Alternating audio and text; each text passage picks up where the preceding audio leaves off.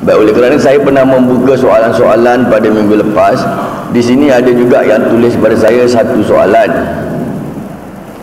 Soalan ni bab solat duduk pula. Nak cakap susah, tak cakap pun susah. Dia agak sensitif sikit ni. Okey, baik. Soalannya macam ni. Baru-baru ini dia dah dapati di dalam YouTube. Ni semua bahasa bab YouTube kan, payah ni. Di dalam YouTube ada terdapat video yang dipaparkan tentang solat duduk, yang mana ianya mengatakan solat duduk kalau bagi sesiapa yang berkemampuan berdiri tidak sah solat tersebut. Betulkah jawapan daripada video YouTube tersebut? Baik, jawapan saya macam ni. Kita nak komen daripada video tu, saya pun tengok juga video tu. Sebenarnya video tu pun tidak menunjukkan paparan yang sepenuhnya. Jadi agak payah untuk membuat komen secara menyeluruh. Sebab saya nampak video tu dia ambil sebahagian dan sebahagian lagi tak ada. Diorang cuma keluarkan bahagian yang dia kata terbatal solat, lepas tu dia macam habis gitu je. Jadi itu yang menjadi satu isu. Baik, di dalam kehidupan seharian kita, pada akhir zaman ni memang tidak dapat dinafikan. Memang banyak terdapat sebaran-sebaran yang tidak berapa jelas melalui sama ada paparan video-video YouTube, internet dan sebagainya. Akhir zaman ni memang tak dapat juga kita nafikan, memang ada berbagai macam cara fitnah mendatang. Jadi sebagai orang Islam, kita hendaklah berhati-hati untuk menangani sama ada ianya merupakan satu fitnah atau ianya satu ilmu yang boleh kita dapatkan manfaat daripadanya, insya-Allah. Kerana apa? Dalam sebuah hadis yang mana Rasulullah SAW telah bersabda, lebih kurang maksudnya yang mahfumnya, barang siapa yang menggerakkan fitnah. Fitnah ni memang ada. Fitnah memang zaman dahulu lagi, memang zaman para nabi pun memang dah ada ni, berbagai macam cara fitnah ada. Jadi Rasulullah kata apa dalam sebuah hadis yang bermaksud, barang siapa yang menggerakkan fitnah, sudah cukup baginya untuk mendapat laknat daripada Allah Subhanahu wa taala. Itu menggerakkan fitnah dia dah dapat laknat daripada Allah Subhanahu wa taala. Belum lagi menyebarkan. Kalau menyebarkan, jadi cuba kita bayangkan, hadis tu memberi kita amaran menggerakkan fitnah. Maknanya fitnah tu memang dah ada, fitnah tu sedang tidur, kita nak gerakkan dia supaya dia bangun aja, dah dapat laknat daripada Allah SWT. Belum lagi untuk kita nak menyebarkan, bertambah rumit lagi. Baik, berbalik kepada persoalan solat duduk. Ramai juga jemaah kat sini saya tu ada orang-orang yang solat duduk. Dia macam ni. Kita kena berbalik kepada bab rukun solat, yang mana kita sedia maklum bila kita belajar ilmu fiqh, antara rukun salat ada berapa? Berapa rukun salat yang kita belajar?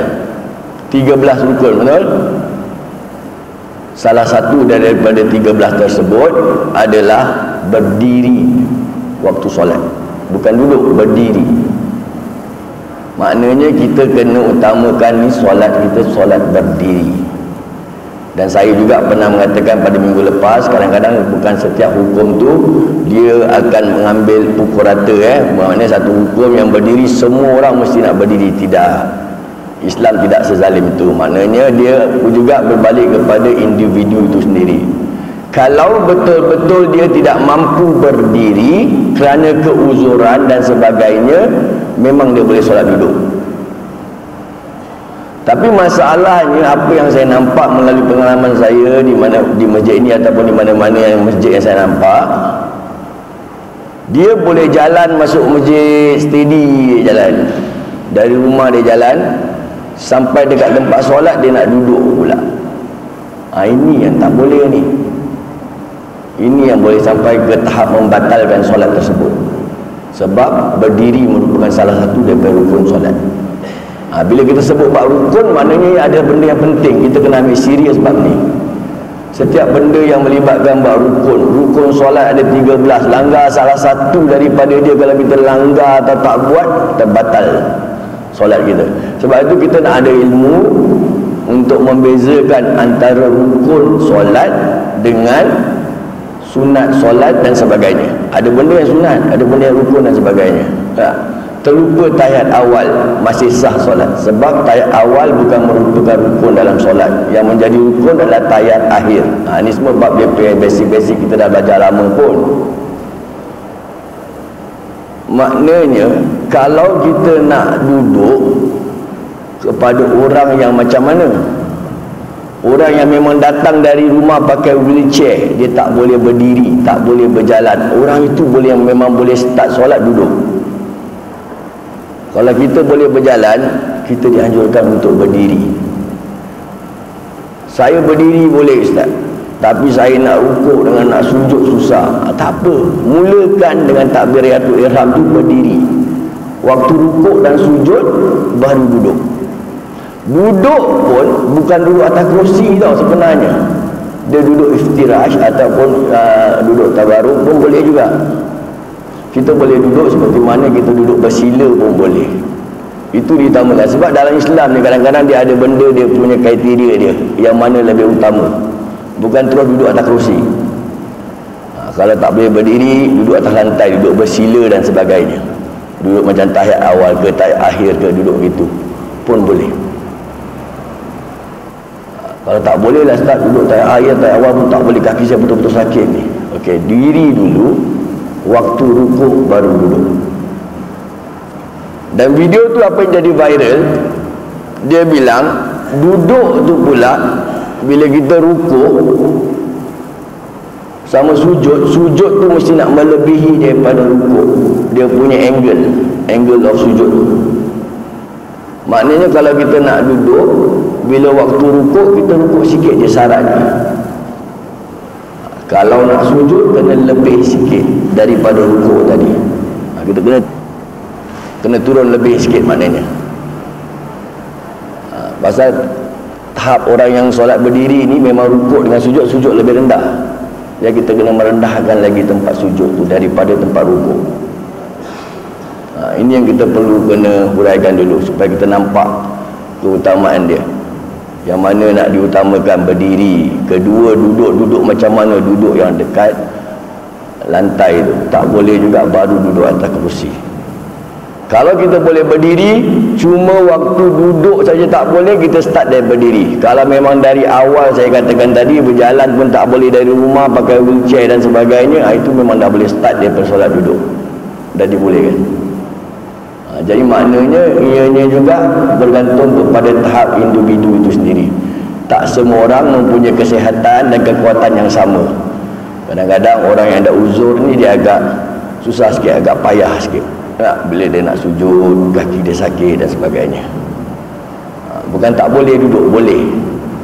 Tapi kalau boleh berjalan masuk masjid, saya galakkan supaya kalau boleh berdiri. Cuma tentang aturan sah pula kadang-kadang orang menjadi keliru. Bila kita duduk dekat kerusi, dekat belakang kerusi ni, kaki kerusi sebelah belakang, dia mesti nak sebaris dengan tumit kita berdiri. Maknanya apa? Bila dia berdiri ni, orang yang solat berdiri sama daripada kaki kerusi ni mesti nak selari. Ada pula cakap kalau dia kat belakang boleh tak? Ini yang buat keliru ni. Dia tengok macam mana, berapa lama kita boleh berdiri. Ada orang dia boleh berdiri hingga ke tahap dia rukuk, maknanya dia boleh berdiri lebih lama. Kalau dia boleh berdiri lebih lama, dia punya tahap kerusi tu, belakang kerusi mesti nak selari dengan orang yang berdiri tu. Jadi bila dia duduk nanti, dia akan duduk di depan orang yang solat, yang sedang duduk tahiyat dan sebagainya. Itu kedudukan dia. Cuma berdiri dia ke depan. Bila dah duduk, dia jadi sebaris pula, dia jadi selari. Dapat tak membezakan dia? Tapi kalau yang orang duduk pula, dia taruh kerusi dia punya bahagian depan pula, selari dengan orang yang berdiri ni, itu untuk yang macam mana dia kategori pula? Itu pula kategori untuk orang yang dia boleh berdiri tapi sekejap aja, dia tak boleh berdiri lama.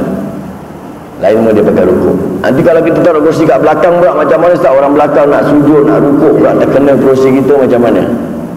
Sebab itu dianjurkan kepada mereka yang solat pakai kerusi supaya duduk kat ujung-ujung situ. Dia ambil one corner ujung-ujung. Jadi orang yang datang pun dia tahu kalau kat sana ada orang pakai kerusi yang ke belakang, kita ambil saf ke depan. Sebab itu kat mana-mana masjid pun kalau ada pun kerusi tempat duduk, dia letak ke satu sudut supaya tidak menghalang jemaah yang kat belakang dia nak rukuk dan sujud. Wallahu alam.